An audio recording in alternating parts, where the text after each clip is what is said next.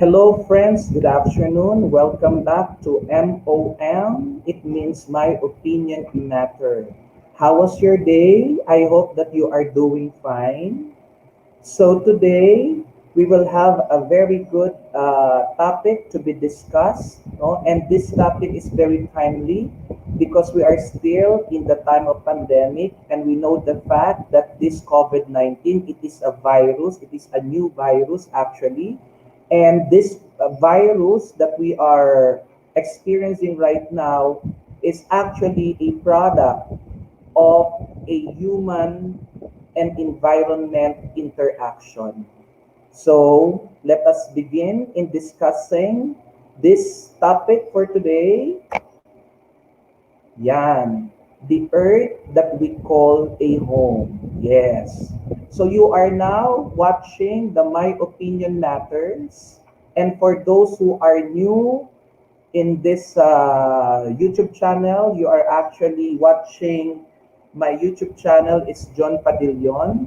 And every Saturday, I am having a live stream every 2:30 to 3:30 p.m. and that is Saturday. I am doing a live stream of My Opinion Matter. So this is basically a learning discussion of the different important and current issues happening in the Philippines and around the world. Okay? And the objective of this discussion is to give you informations that will help you to be informed as a citizen of this country. So I hope that you're going to join me in today's discussion. So if you have question, comments, and suggestion, please do type your comments, no suggestions, and inquiries dyan sa ating chat box. So I would like to take this opportunity to say thank you to all my subscribers. Thank you for your support and also thank you for watching all the videos that I have on my channel. It's John Padillon. And please continue to share all my videos, no, to your friends, loved ones, and families so that we will have more people that we can be able to help, no, in terms of the spreading, no, promotion, I mean the promotion of positive learning or the positive knowledge, no, and also let you please help me in promoting what we call the positive environment to our society. So let us begin, no, discussing this topic, the earth that we call a home. Okay, so this earth, no, this is the only place that is suitable for life, for the habit, for the habitat, no. For now, the earth is what we call a home because this is a place where it supports, it can give us light and shelter for our time, for our lifetime. So the question that we need to know and to reflect upon is actually what is the condition of our home. So if you are going to relate earth to your home, di ba? Meron kayong mga bahay, and how do you treat your home? How do you take good care of your homes? Diba? And that is also the same, the treatment that we are actually giving or doing to our respective home should be the same treatment that we should apply to the earth because earth is considered as our home. So let us take a look on the conditions of earth, of our planet at present. Experts say that the age of our planet is actually 4.5 billion years old. Diba? And if you can remember your history, no, the first man, oh, the first, the skull or the oldest relics of human ever retrieved or excavated and found in Africa has the age of 2.5 million years old. And I am talking about the skull and the remain of Lucy. Lucy is part of the Australopithecine afarensis. That is the oldest remain of human ever found in this earth, and the age is 2.5 million. But according to the expert, the age of our earth, our planet, is 4.5 billion years old. Diba? Ganun nakatanda ang ating planeta. And in the development of our history, specifically the development of the culture of human being, we can see the different epochs or periods that happen starting from 2.5 million years ago until the present time that we are enjoying. Okay?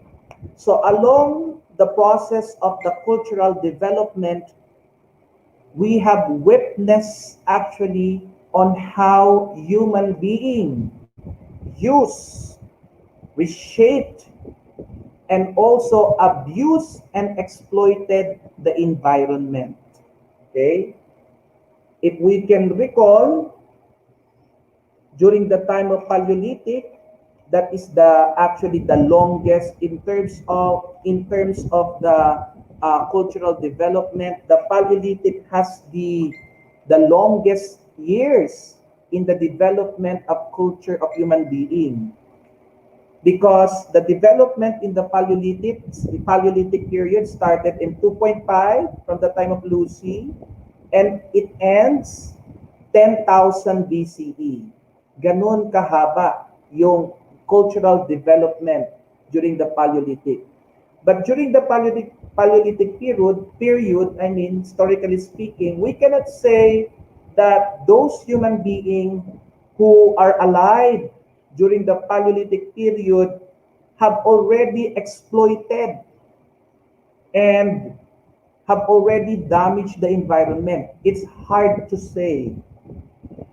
But during the Neolithic period, okay, and that begins 10,000 BCE until 4,000 BCE, that is the time where human beings actually learn how to cultivate the land. They learn to domesticate more animals, and they learn to plant more crops. And the term for that is what we call Neolithic Revolution. And when you say Neolithic Revolution, that's the time that human being really cut the trees and transform the area or the mountain, no, the slope in the mountain into what we call agricultural areas. And it happens during the Neolithic period. But the situation also differs, no? It worsened during the Metal Age, and it started 4000 BCE. So this is the time when human extracted minerals from the ground. And you know naman the characteristic of metal. For you to shape the metal, you have to apply or use more fire and heat in order for you to polish and shape the metal. So we can say that during the Metal Age, this is where extensive mining begins. And this is actually backed up by the evidences that were found in China and Egypt. There are big mining sites found in China that really, during this Metal Age, people extracted many metals from the ground. Also the same with the civilization. During the Egyptian civilization, there are evidences that will support that the Egyptian people have extracted many metals from the ground. So we can see the ways of this process of the extraction of the mining and the waste produced by melting the metals, no? We can say that these are harmful already to the environment, and it can be a contributory factor to the degradation of our environment. Add on this, or add to this, is during the age of industrial revolution, and I am talking about 18th century. Huh? Started in Great Britain in 1760, and most of the historians have agreed that during the Industrial Revolution, this is actually where the pollution and the degradation, the destruction of the environment take place. Okay? Timeline of how human being use and exploited the environment. And in our modern times, what is now the condition of our planet as we call our home, or as we call as our home? So these are some of the important facts or information that I would like to present to you that will describe the condition of our present home. And all of these problems or situations that I am about to discuss to you are actually the product of how human being, we as human being, have interacted and used our natural resources and environment. So my friend, we can indeed see the rising of the sea level. And it states here that sea level continued to rise at a rate of 1/8 of an inch per year. So we can see that the reason why the sea level is actually rising is because of what we call global warming. Okay? So the Earth, our planet, is actually increasing in temperature due to what we call climate change, the change of climate, and that is related to what we call global warming because of the the big or the great deposit of carbon dioxide that are mixed on the air. It develops or it creates hot temperature or high temperature. To tell you, my friends, the average global temperature of the land and ocean surface for March 2020 was 1.16 degrees Celsius.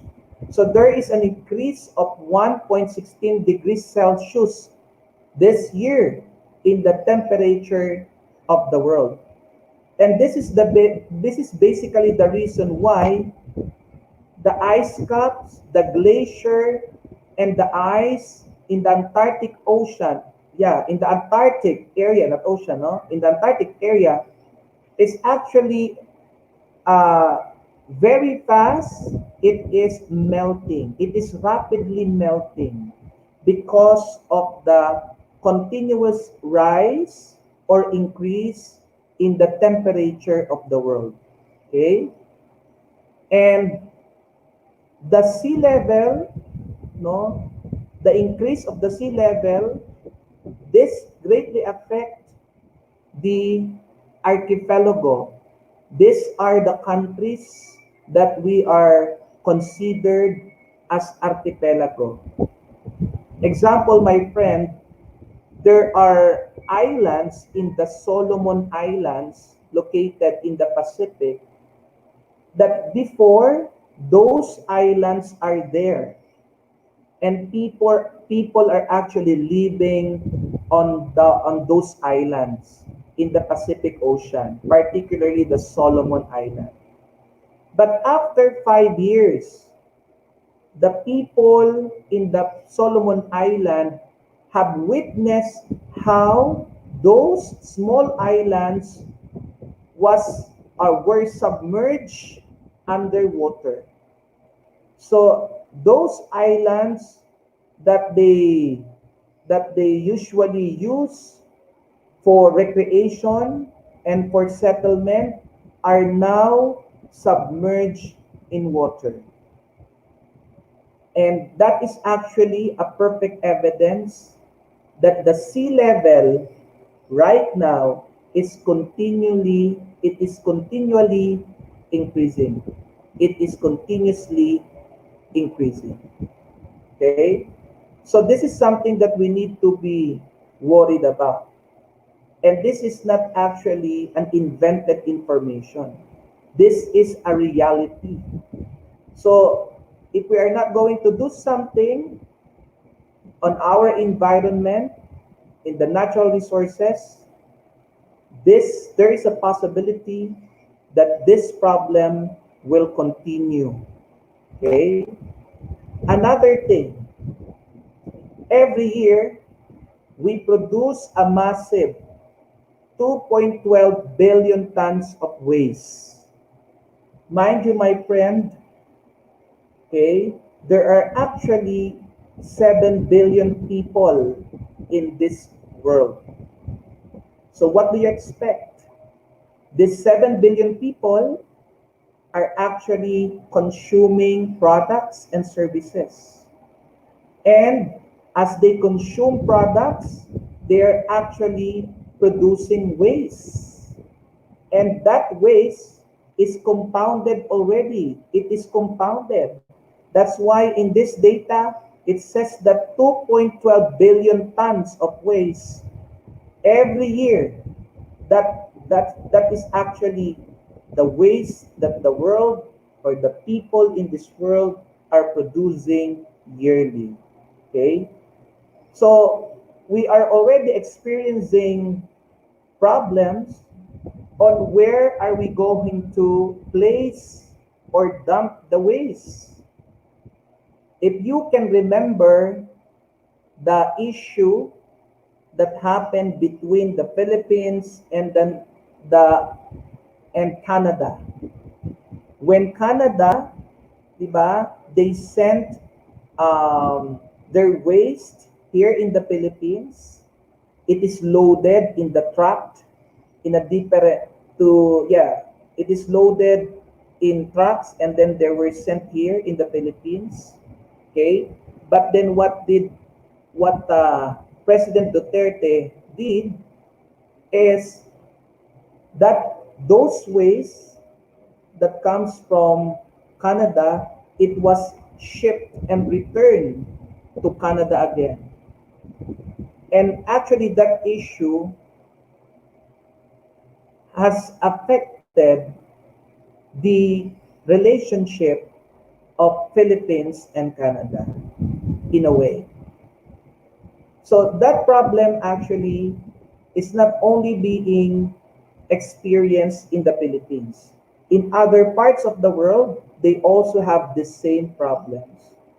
Okay, it's good that the land the landfill, okay, the landfill or the site where they dump the waste coming from Metro Manila, like Payatas. It is good that in Payatas we can see how Payatas has been transformed into an environmental and a better community at present. But the problem is we are actually losing landfill or areas where we can actually dump or place all our garbages and waste. So the local government if not all, most of them are having problems as to where are they going to dump or to throw the collected waste materials and garbages from the household. That is actually one of the problems among these local governments in the Philippines. Okay?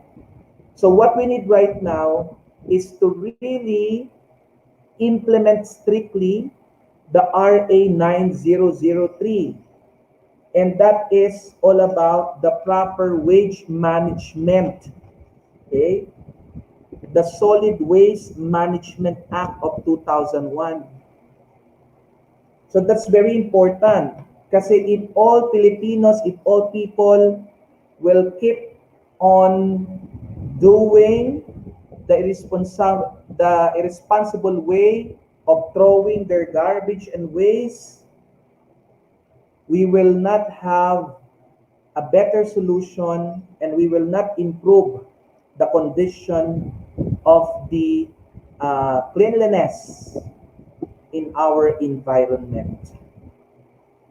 Another problem, my friends, is the Amazon forest. We know that the Amazon forest is the lungs of the earth, okay? Because of the plenty of trees that are found in the Amazon forest.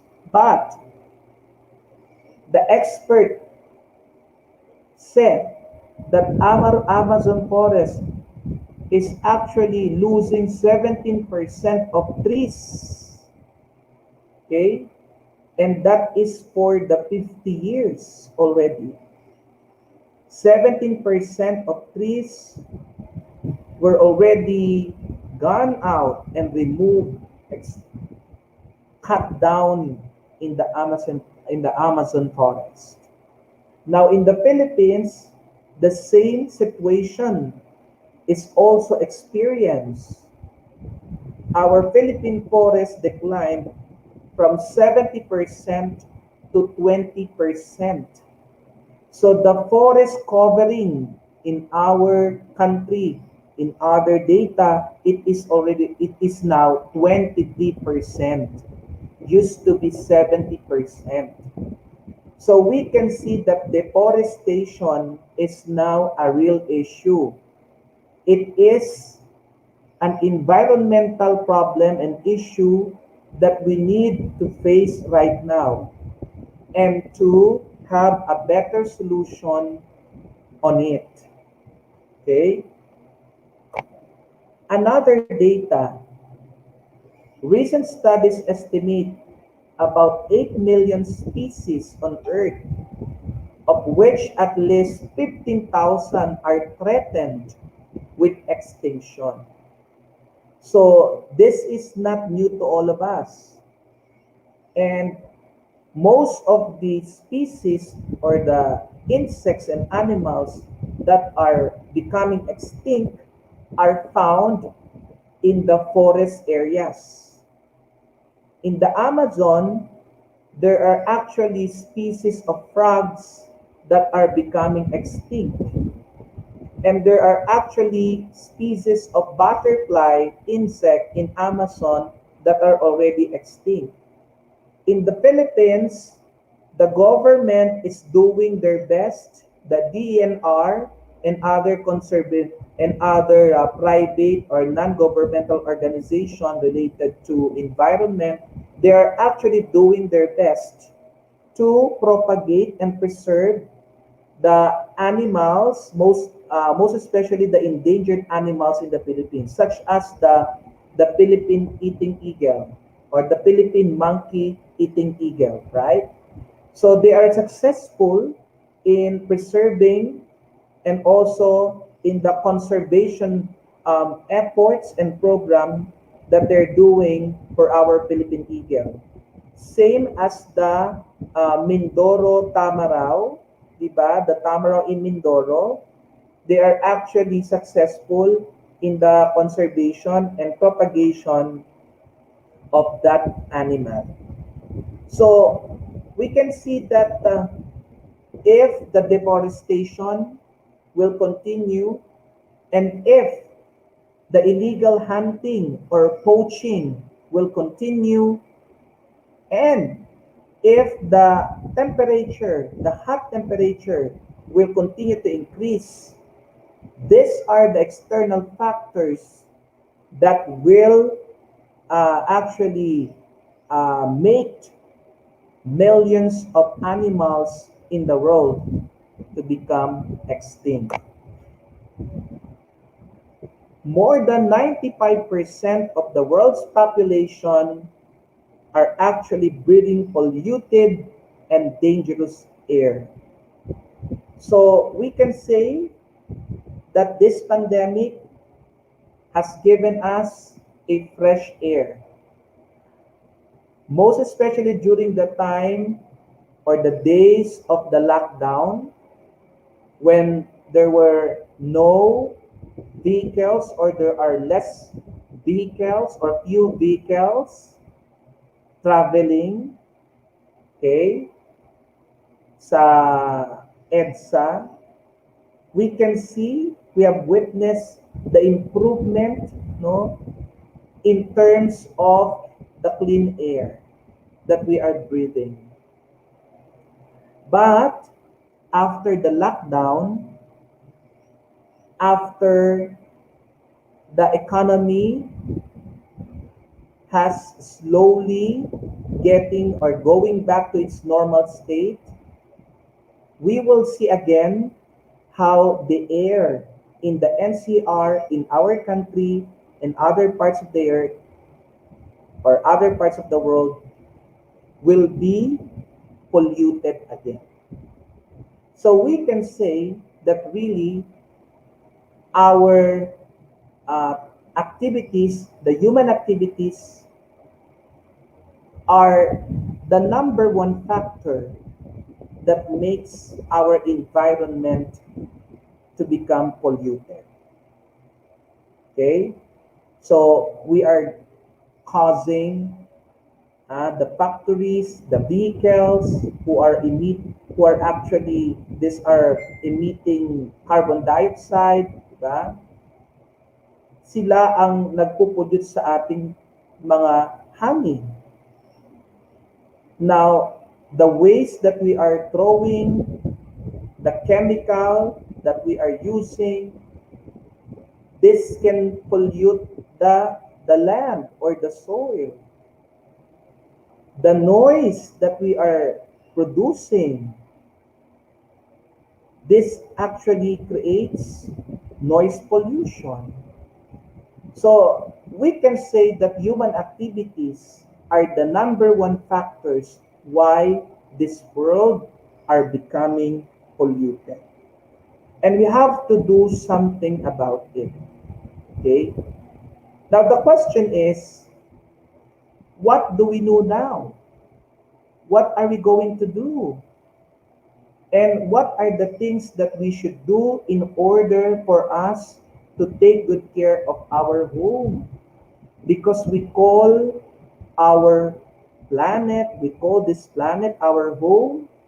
It is right for us to do something in order to protect and to preserve and to conserve our only home. And this is the earth. Now, I would like to share to you this document written by Pope Francis in 2015. And the title of this document is the Laudato Si, or Praise Be in the English translation. Now, this document talks about on how we should take good care and how we should love our environment. Okay? As Pope Francis said, that this is the only planet that we have, and this is considered our home. And it is right for all of us to take good care of the only home, the only planet that we have. Regardless of our race, regardless of our economic status in life, regardless of our social status in life, of our education. All of us, as children, as creation of God, we have the obligation and duty to protect, conserve, and preserve and love our environment. Okay? Now let us try to analyze and reflect on the following powerful phrases coming from this Laudato Si. And let's try to see what are the positive actions, what are the new perspectives that we will be able to get that will help us to increase our naturalistic intelligence and our love and compassion for the environment. In Laudato Si, number 64, it states that, or this phrase was mentioned, and it talks about to care for nature. Okay? To care for nature. So, as a creation of God, God has given us all the blessings, where in fact, we have to realize and to understand that the natural resources that we are using, the environment that we are enjoying in our life right now, all of these are blessings coming from God. And if you're going to read the Genesis chapter 2, verse 15, there is actually a commandment there, okay, which states that as human being, we are given the free will to till and to keep. To till and to keep. What does it mean? So we are actually given permission by God to use for our own benefits the natural resources and the environment. That is what we meant by to till. It gives us the mandate, it gives us the permission to enjoy the natural resources. But hindi doon nagtatapos yun. It does not end there. There is what we call a obligation that are expected for all of us to do, and that is to keep. So to keep our environment is simply the same as to care for the nature.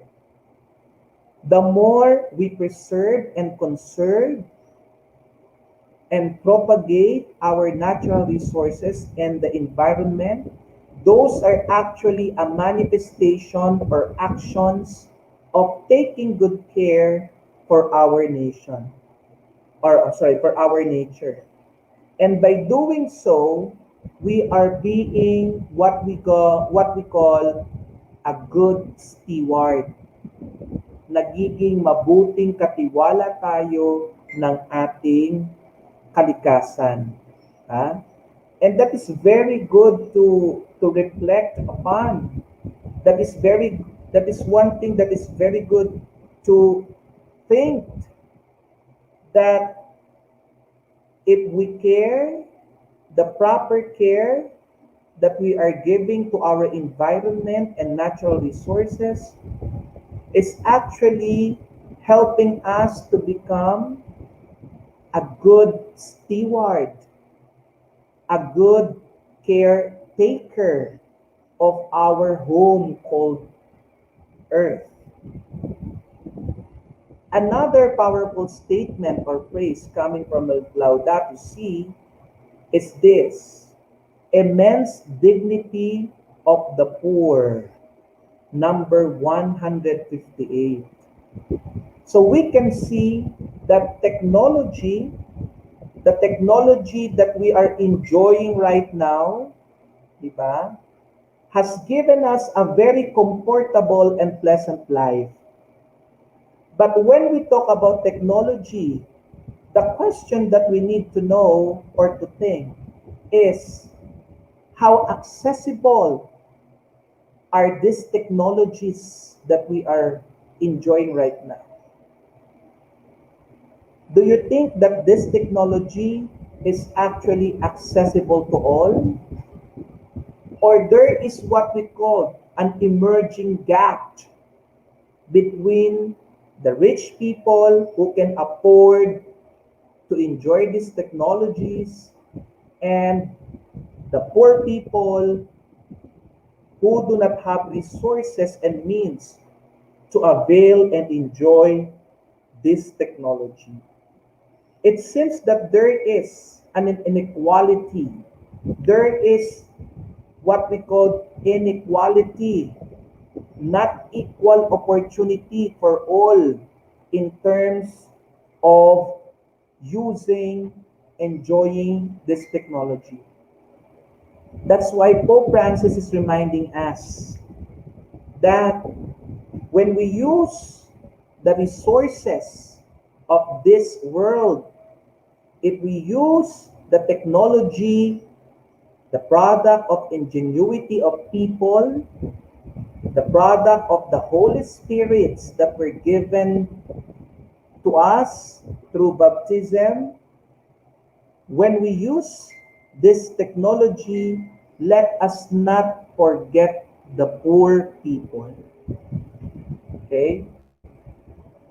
What is happening right now in Africa, in other parts of Asia, because there are studies conducted that poor people are actually located at the lower or the southern part, the southern hemisphere of the world.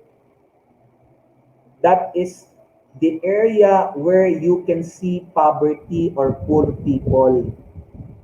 And I believe that these poor people in Africa, in Asia, or other parts of South America, we can say that these poor people have no access to technology.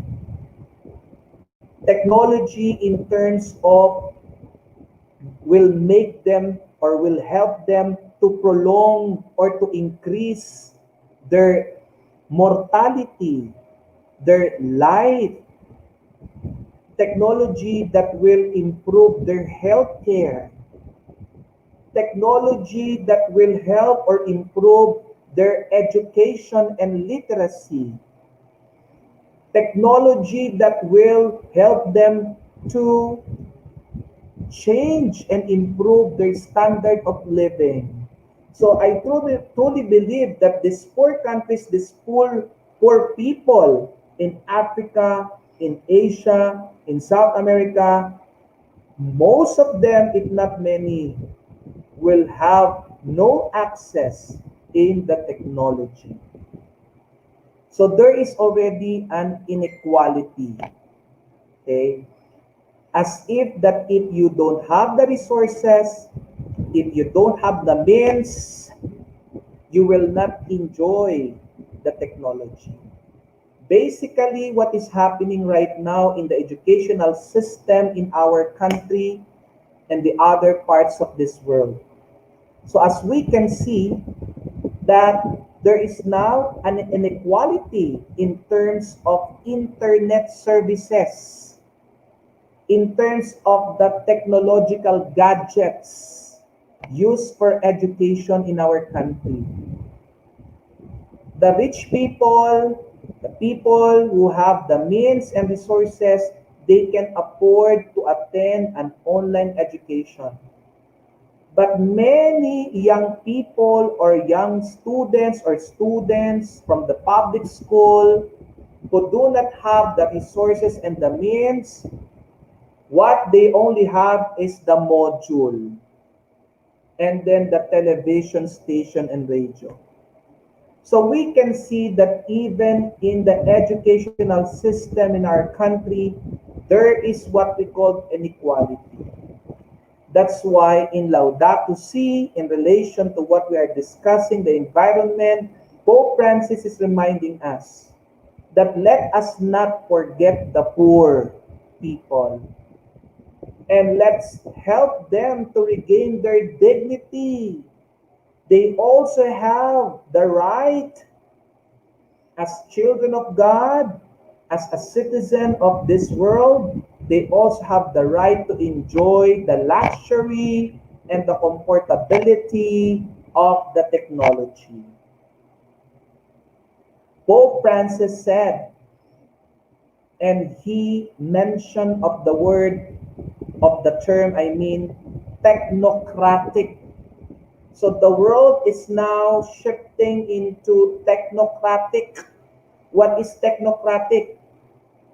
It seems that technology is the principal key for our existence. And that is true.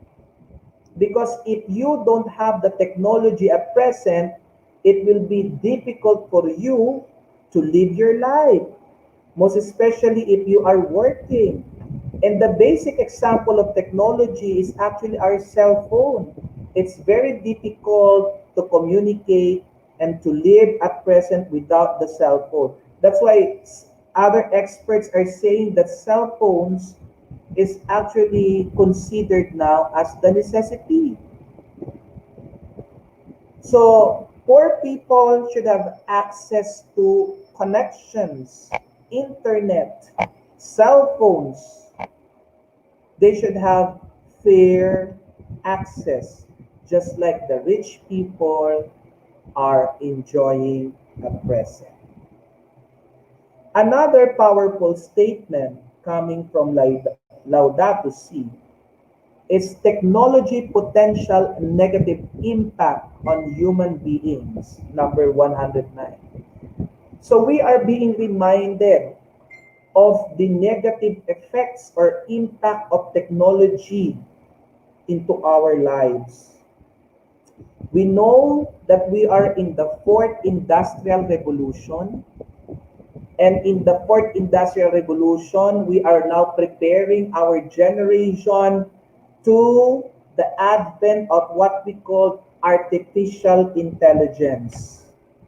And there are many studies conducted saying that 10 to 15 years from now, there are many works and kind of jobs that will be replaced by robots, machines, and artificial intelligence. Actually, Japan, we can see now in Japan that there are workers, no, in the factories that were replaced by machine. There are also receptionists, no, uh, these people in the hotel, in the restaurants, the waiters, no, the receptionists in the hotels, in the lobby of the hotels, they are already replaced by artificial intelligent robots and machines. So this is now the generation, this is now the trends, this is now the world is heading. It is heading into what we call artificial intelligence. And when we talk about artificial intelligence, we are being reminded by Pope Francis that we have to really think twice. We have to reflect and we have to discern of what will be the potential negative impact of this technology or breakthrough in science in our life at present. So we can see the speed, the fast development of technology in terms of informations, in terms of industrial technology, the technology used in services. We can see the fast development. But we have to consider the effect of those development not only in our lives, but also the effect of those development in the development of the technology most especially in the environment. Okay? Another powerful statement is extreme consumerism. Statement number 203. So this is very true, and we are being reminded in which people, it seems that people are unable to resist what the market places before them. That is according to Pope Francis in his explanation in the Laudato Si, in the encyclical. Yeah, that is very true. We are becoming consumerists because we are already programmed, because we know the fact that people, we have lots of wants and needs, but in reality, our natural resources are only limited.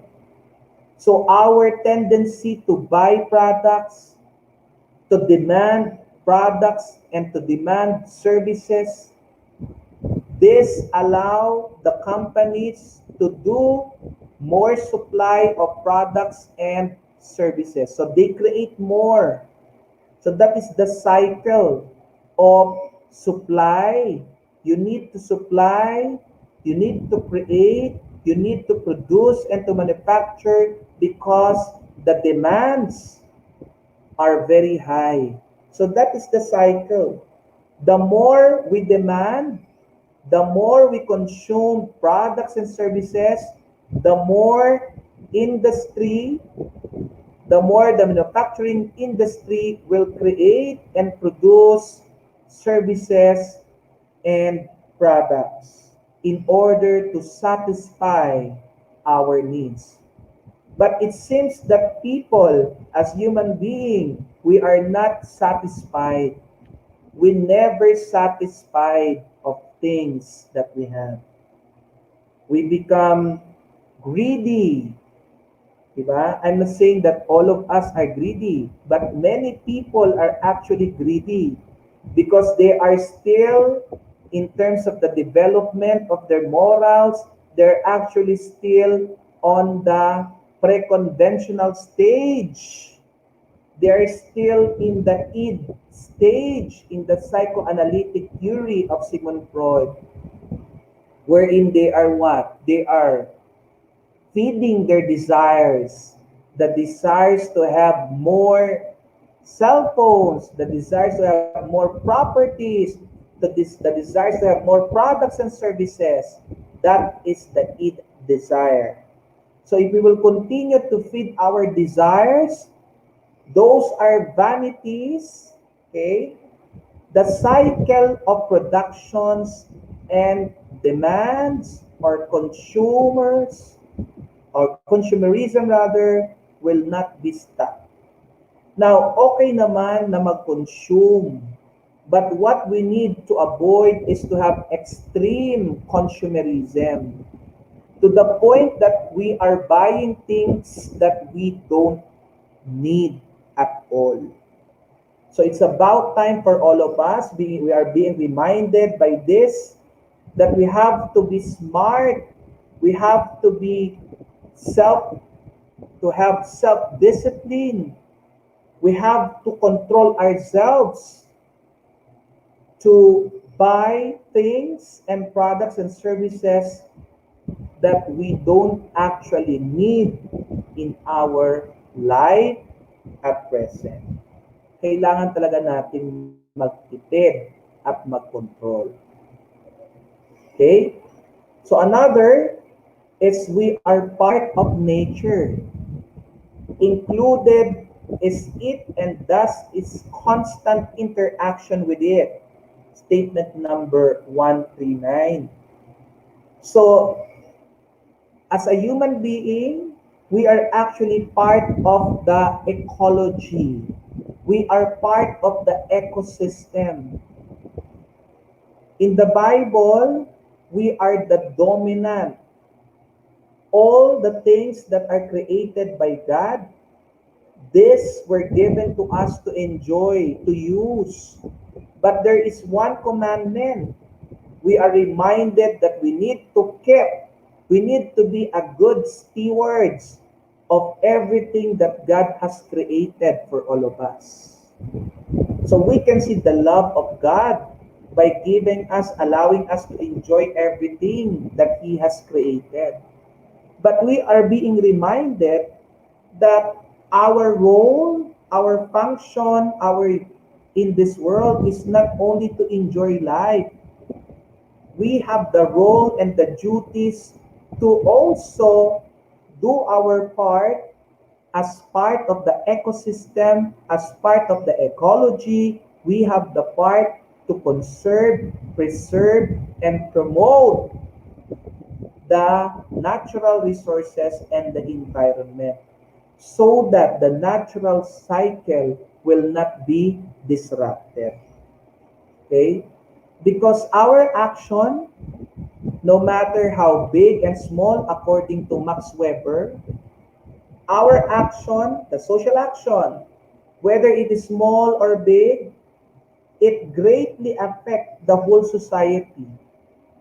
And I am adding that action of yours, whether small or big, if it is negative action, it has also a direct effect in the environment.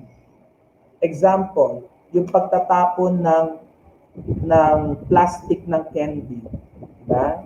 Yung candy wrapper, that is a small thing. And when you throw irresponsibly, when you throw the candy wrappers everywhere, that is actually a small gesture. It is a negative action. But if 7 people will do that, it will greatly affect the society and the environment. So that is what Max Weber is saying. Our action in the society has a great effect, domino effect, in the entire society. So we are being reminded here that we are part of the nature. We are part of the ecosystem of the environment.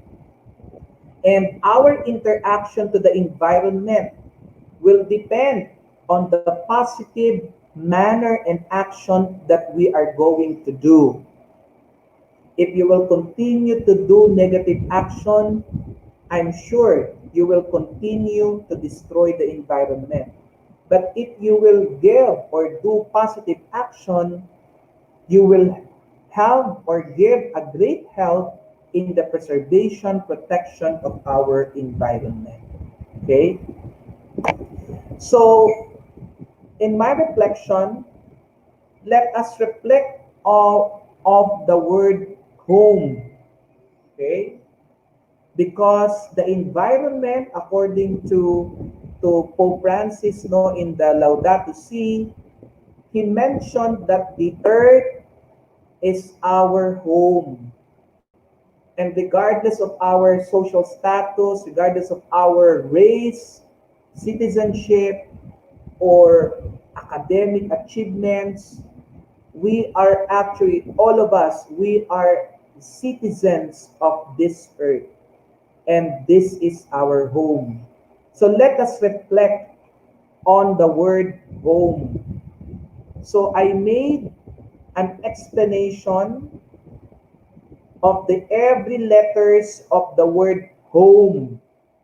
And I hope that this reflection, the letters and the meanings may help you to have new perspective of the word home in relation to what we are discussing, the environment or the earth being our home. So the first letter in the word home is the H, means human qualities. So my friends, this is something that we need to exercise in order for us to improve the situation, the problems that we are actually, that the environment the problems are the condition of our environment at present. We need to improve our human qualities. Okay? What are the positive qualities of the human being? So this is something that we need to increase in order for us to solve and to find solution for the problems that the environment are facing. Human qualities, the first distinctive qualities of a human is we are capable to think. That's why Homo sapiens means the thinking man. So of all the creatures in this world, we are the only creature or creation by God that is capable to rationally think. So why don't we use that quality of thinking in order for us to be more sensitive and conscious of all the activities that we are doing every day? So we have to think, we have to discern whether the activities, the actions that we are doing every day can contribute to the destruction and degradation of the environment. Isipin natin ang kilos natin kung ito ay nakakasira sa ating kalikasan. Another qualities of a human being is we are capable of giving love. We are capable of giving love. Why not we use the qualities of loving, of being compassionate, and we use those qualities in order to protect and preserve our environment.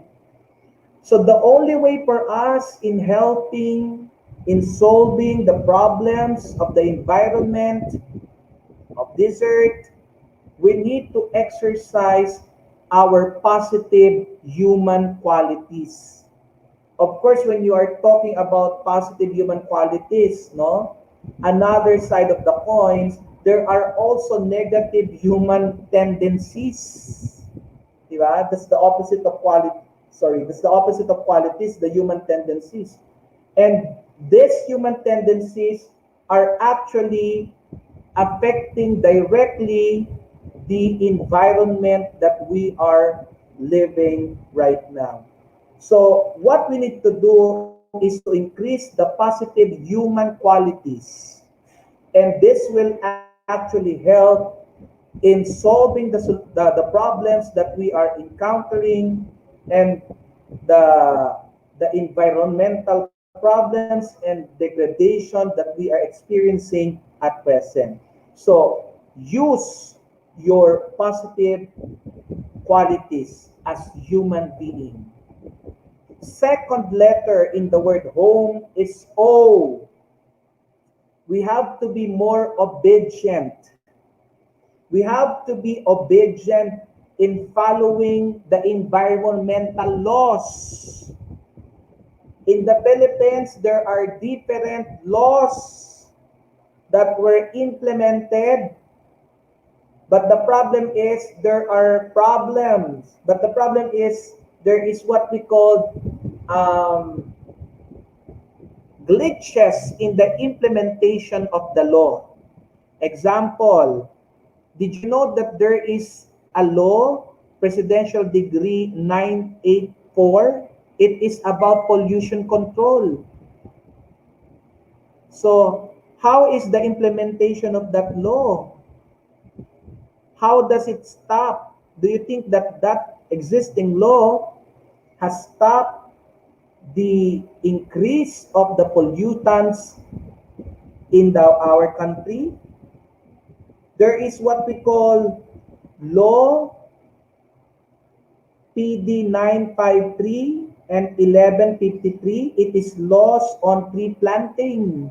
And I heard before that all college students, for you to graduate, you have to plant trees. At least this law is being talked about in social media. Now, there is another law. What about the Climate Change Act of 2009? So what happened to RA 9729? So how is this law being implemented and being evaluated by the government agencies? We still have law on RA 9275. It is entitled Philippine Clean Water Act of 2004. So what happened to Manila Bay? What happened to Pasig River and other rivers in the Philippines? What happened to the RA 9275? How is this law implemented and evaluated at present?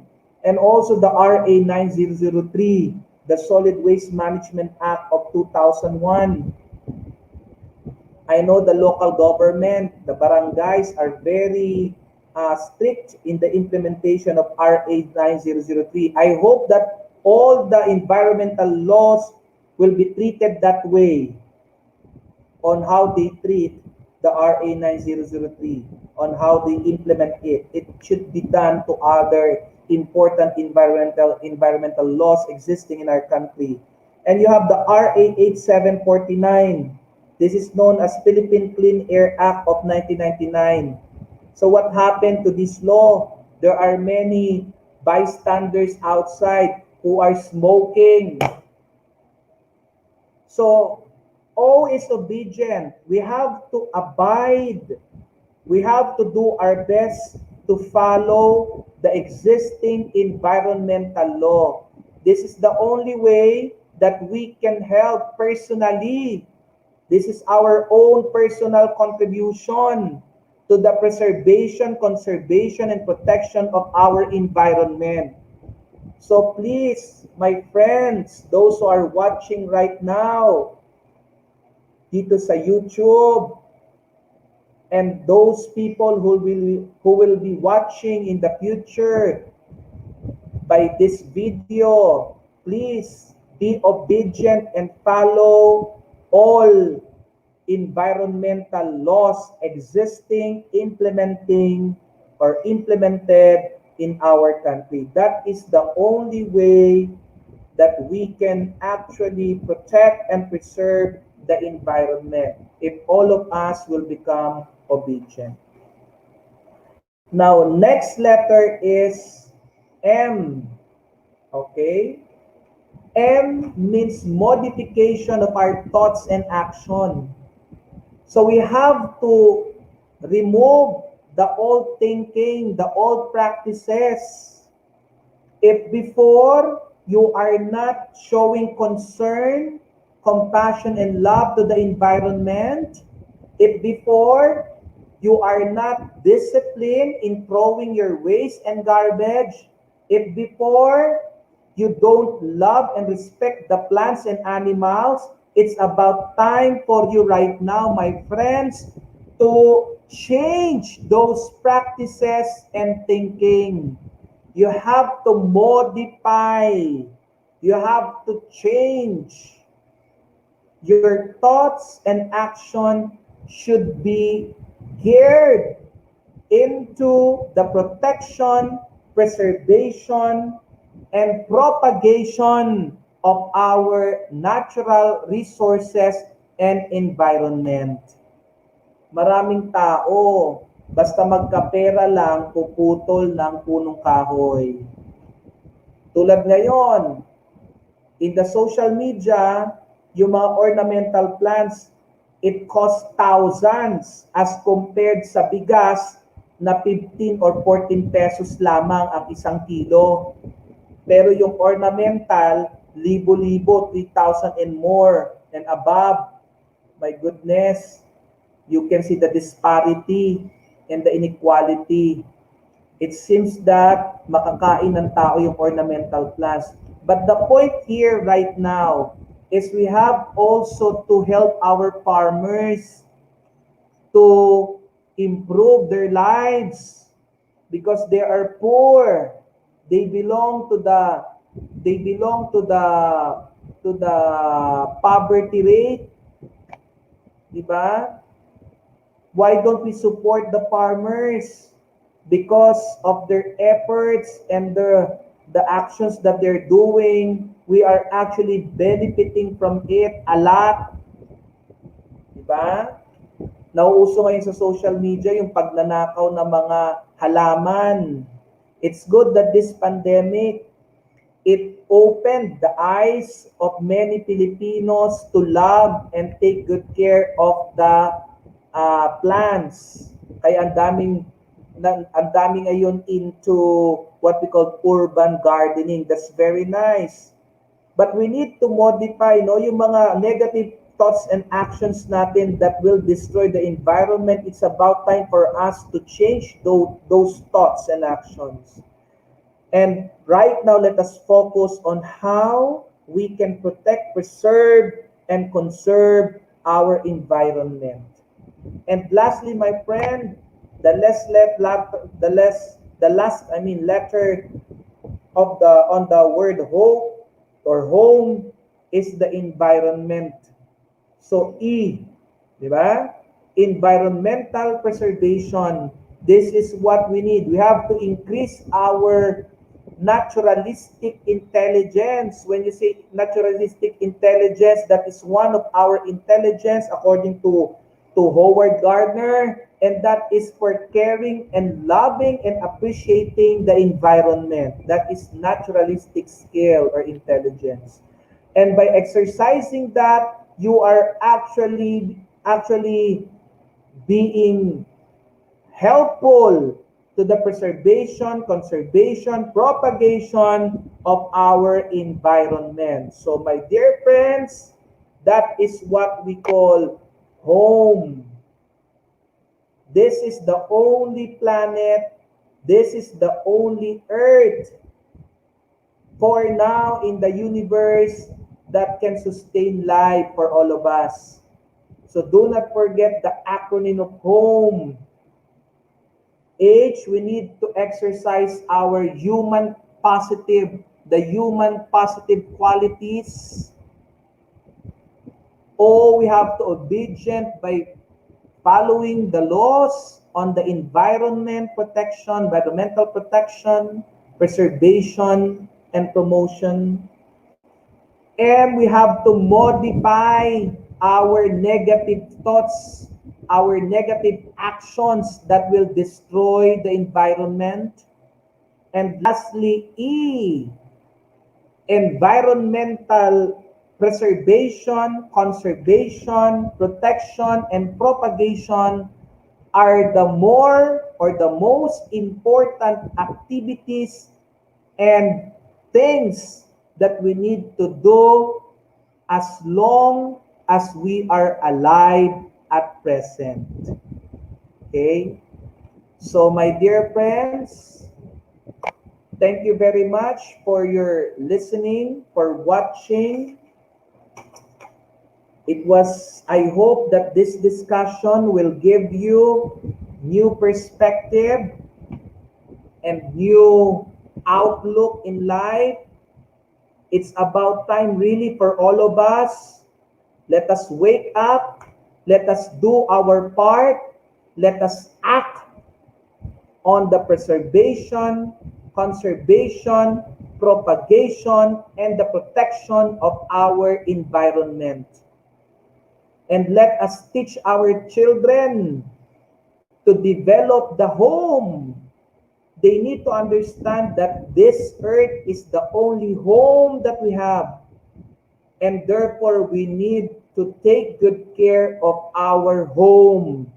Just like the way that you are taking good care of your personal home.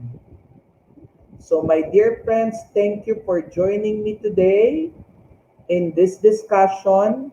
I hope that I was able to help you and to enlighten you of the importance of the natural resources, the importance of the environment, and the importance of one and only earth that we call a home. So I wish you all enjoy the rest of the hours, and I wish you all good luck. May God bless you. This is Sir Wilson, your friends, sa YouTube, on my channel, John Padillon. Thank you for watching, and please subscribe and share this video to your friends and loved ones and families. As I always say to my friends on the YouTube, no matter how life is difficult, let us not forget that God alone is enough, by Saint Therese.